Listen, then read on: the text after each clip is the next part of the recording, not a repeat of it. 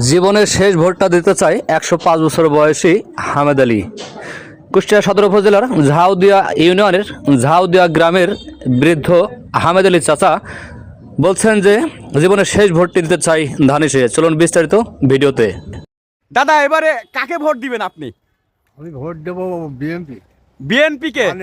ধানের শীষ।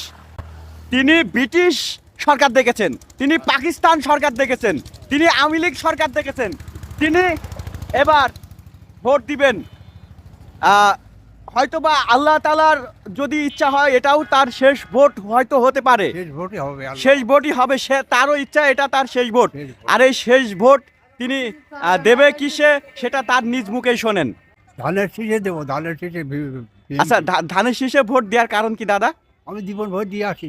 জীবন ভোট ধানের শীষে ভোট দিয়ে আসছেন? আমি দিয়ে আসছি জীবন ভোট, ওই বলতাম ধানের শীষই দিই। ধানের শীষেই। আপনি তো হচ্ছে গা পাকিস্তান সরকার দেখেছেন, ব্রিটিশ সরকারও দেখেছেন। ব্রিটিশ সরকার দেখিস মানে ব্রিটিশ সরকার তখন গন্ডগোল হয়ে এখন আমি দেখি।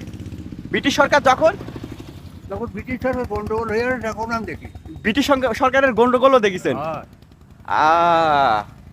আচ্ছা, 105 বছর বয়স